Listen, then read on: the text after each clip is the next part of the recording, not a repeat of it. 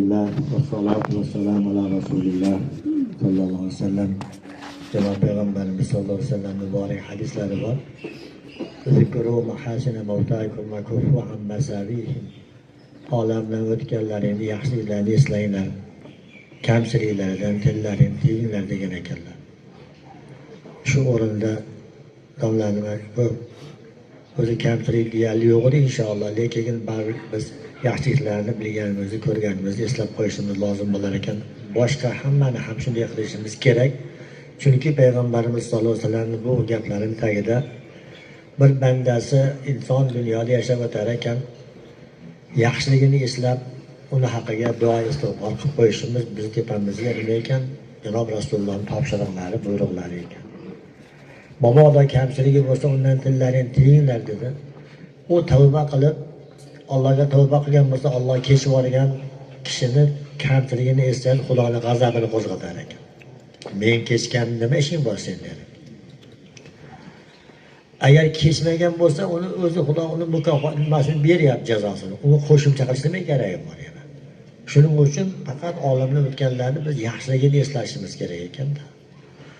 Alloh rahmasin davlatlar ko'p ustozlarni o'qigan, xususan Hoji Hindiston domlalar o'qib, u kishi men shu shogirdimdan roziman deganlar. Shu gapni eshitganmiz. Men shu shogirdimdan roziman deganlar. Dars asnosida ham domlalar savol berib qolsalar, javobni eng tez Ibrohimjon berardi. O'zim 25 tacha odam o'qirdik. 5 ta o'zbek, 20 ta oshxona tojilari, katta domlalari ular. Hali kichik domlalar emas. Shu ochiq aytadi, domlaga shu yoqar ekan. Ba'zilar hayo qilib aytolmasdi. O'sha hali amir odobdan muqaddam turadigan gap bor, o'sha to'g'ri ekan. Domlaga shu yoqar ekan. Alloh rahmat qilsin. Ibrohimjon javob bersa, domlaga bir xursand, barakalloh, barakalloh, barakalloh. Alloh senga barakot bersin deb bayonladi. Endi menga osiga. Endi domlamiz olamdan o'tib ketdilar. Ibrohimjon qo'rqqanga kelib qoldilar, shunday qilib. Böyle içine arpan qarib bo'ldi, hojidan sotib oldilar, ashitda o'tiradilar. O kishidagi ilmni biz bilamiz. Rahmatli Bog'dod tumanining bosh imom Fozilxon qori domla, Bo'yli tumanining bosh imomi Shukrullo domla, men uchovimiz kelib Ibrohimjonga mukammal qilamiz. Ya'ni o'qiymiz.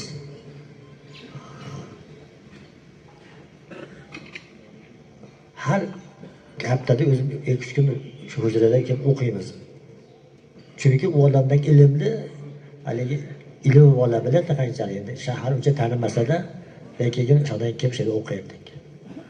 Vaqti kelib endi mana bu gulistonliklar ular Xudo rahmat qilsin.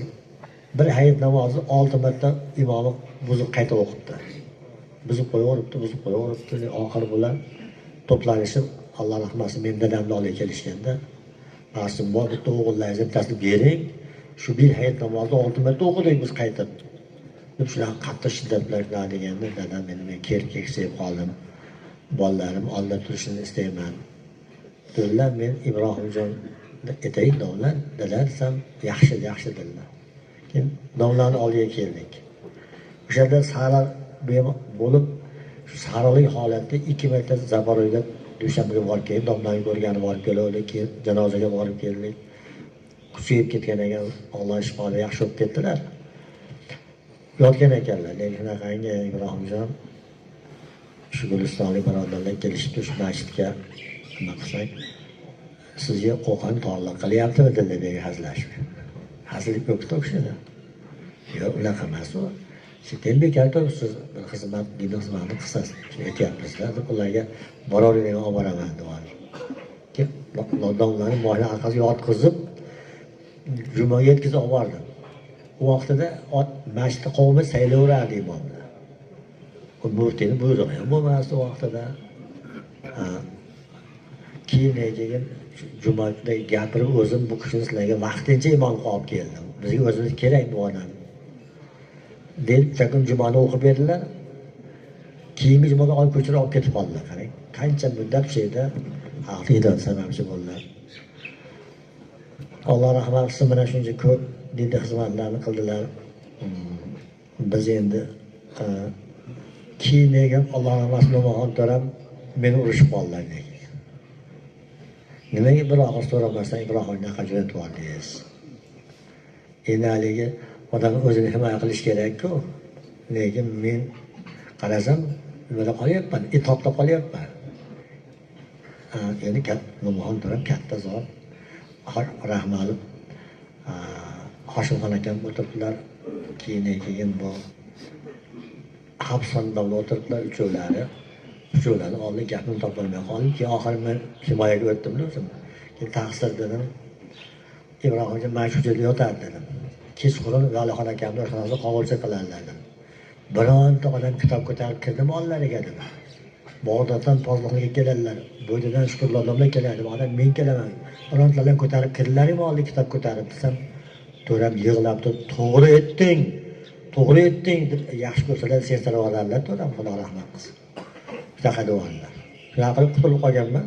Mana Nasiba bor ekan, o'sha yurib keldilar. Mana qancha madrasalardan shogirdlar chiqarlar. Ibrohimjon o'qitgan guruhda o'sha madrasada hammasi yetuk talaba bo'lib chiqdi. Bu kishini rahbariyati shunda. Terma desa ham bo'laveradi, terma bo'lib chiqdi hammasi. Hammasi o'z o'rnida o'tib ketdi hammalar. Endi Alloh rahmat qilsin.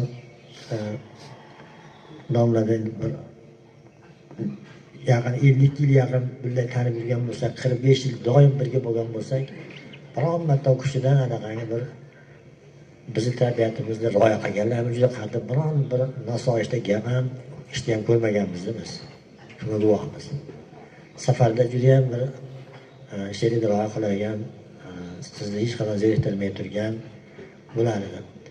Bir gapni yaqinda shogirdlarga aytganlar, o'ta hamnishillarga aytganlar, buni javobini keyin bilasanlar deb ularga aytmay top o'zingni top deb hammaga aytganlar. Topolmay yurishadi ular o'sha. Bir kuni Janob Rasululloh boshlab sal tizzalarigacha oyoq ochiq ekan, Hazrat Abu Bakr Siddiq roziyallohu anhu kirib kelsalar, Rasululloh qimirlamabdilar. Kelib o'tirib savollarni olib javoblarni olib ketdilar.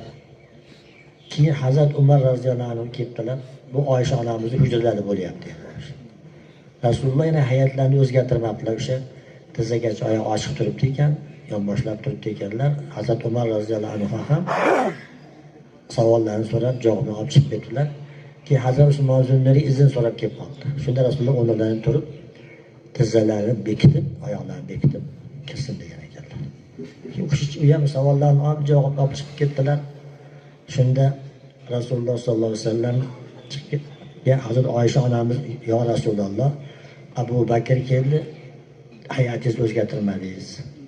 Keyin Hazrat Umar keldi, hayotingizni o'zgartirmadingiz.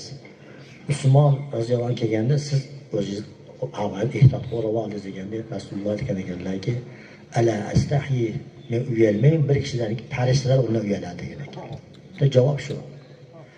Ikkinchisi, bu degani endi Abu Bakr Siddiq roziyallohu anhuni, Hazrat Umar roziyallohu anhuning martabalari Hazrat Usmon Zunnuriydan pastmidi degan savol chiqadi. Yo'q. Ular yuqori edi. Qanday bu desa, bir maqol bor arablarda. Iza hasalatul ulfatu batalatul kulfatu deydi. Ulfatlik, yaqinlik hosil bo'lgandan keyin takalluf yo'qolib ketadi degan ekan. U Rasululloh bilan Abu Bakrlar bitta odam edi. Hazrat Abu Umar bitta odam edi ular. Ular orasida takalluf yo'q edi. Juda ham ulfatlik, yaqin bo'lib ketgan edi. Ana yaqin bo'lib ketgan. Eng yaqin odamingiz bo'lganda siz kelsa ham o'rningizdan qimlab qo'ymaysiz, buni o'tiraverasiz. Chunki endi onda-sonda ko'rgan odam bo'lsangiz, o'rningizdan turib keling deb joy ko'rsatib nima qilamiz-da. Ularning o'sha mana ikkinchi javob mana u. Domla topinglar dedi. O'shanda domla bilan ko'p bilganmiz, ko'pincha hali takalluf qilmasa deydi. Oxirgi marta bir ziyorat qilib beraylik, deb 15 yil bo'ldi dedi. Samarqandda ulug'lar yoqib kerak hech bormay qo'ydik. Bo'ldi ketdik. Ertasiga pesha vaqtida boqsam kutib o'tiribman dedilar. Keldim.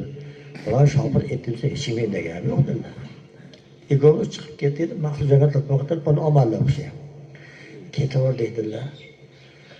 Biz ko'pincha uchinchi odam bo'lib qolsa ba'zi gaplar gaplashilmas deydi. O'xshayam rioya qalayman, uchinchi odamni rioya qilib qolamizda. Oramizda unaqa takalluf yo'q edi. Alloh rahmat qilsin. Bu shuning uchun endi nima desak ham ko'tarishaverardi. U kishini gaplari ham, lekin bizni doim rioya qilardilar. Biz ham juda yaxshi ko'rardik u kishini. Endi bizga ustoz qo'yardi u kishi. Sherigimiz bo'lgan lekin ustoz. 80-yil u kishilarga mantiq o'qiganman. 80-yil. Keyinchalik ko'p ishtibolarni so'rardim doim domladan. Shu boylik ko'nglimiz to'q edi. Ilohim Alloh taolo u o'rinda bir o'rin bosalar chiqarib to'ldirsin.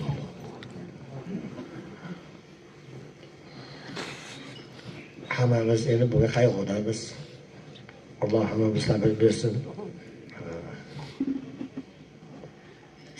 Nima dars beramiz? Men kani ko'rib hol tahsil endi hamma kaniga chiqqaniga ketdik ham bir. Keyin avtomatik maktabga o'tkazib yuboraylik, keyin o'tkazib yuboraylik. Nima endi bir haftada bir kun dars bersak, keyin o'tkazib yuboraylik deb, hali kani ko'rdi ham nima qiladi. Bayram bugun bayram ekan, keyin dam olaylik desak, keyin endi bugün kitapta o'tkazib yuboradilar. Buni bilsa kerak. Kitabımız ahir yetib qoldi azizlar endi. Allohga shukr. O'qiyotgan joylarni shu jannat muxtasar qilsin. Tezroq berib qo'yadigan ekan deydi. Ko'p shogirdlar sal ziyada tezroq shogirdlarga e'tiborni katta qaratadilar. Shu olib qolsin, shu olib qolsin. Bolalar uchun kelaman men. Darsga bo'lsam yeni gapirgan gapimni hamma tushunmaydi deb qo'yishadi. Haqiqatan shunday edi. Chunki talabalar o'tirishadi. Biz ham bilib turamiz kim tushungan, tushunmaganini. Shunday bir ikkita Rashid shogirdlar bor, shular uchun kelaman deb qo'yadilar. Shular uchun. Farg'onaga borib kelamiz shu. Buni xizmat qilgan Beshag'ir Rustamjon doim omonat diradi. Yeni yigitlar ham shunaqa. Biz ham borib kelsak yo'q. Bular olib kelib qo'yasizlarni. Alloh rahmat qilsin, shunaqa dinga xizmat qildilar. Chechachab turibmadi, keyin hozir aytaveraydi. Nima qilishadi? Xudo rahmat qilsin. Bilmayman nima qiladi. Alloh rahmat, sog' bo'lsinlar. Alloh isladik, qalblar yumshadi. Isladik. Haqiqat zamonda domla Toliqboy osma havoni isig'ida Farg'onaga borib kelish ham endi salkam 200 kilometr qoladi desa, shu 3-4 ta yaxshi shogirdlar bor, shuning uchun boraman der edilar. Alloh rahmat qilsin. Alloh bergan omonat ilmni yetkazganlarning qatorida ajr mukofot bersin. Allohumma o'zing g'ariq rahmat qilgin, shohsiz jannat qilgin, yotgan joylarni jannat olamgohlardan qilgin. Qiyomat kunida Rasululloh akram sallallohu alayhi vasallamning varislari qatorida turib turgan Allohumma salli va sallim va barik.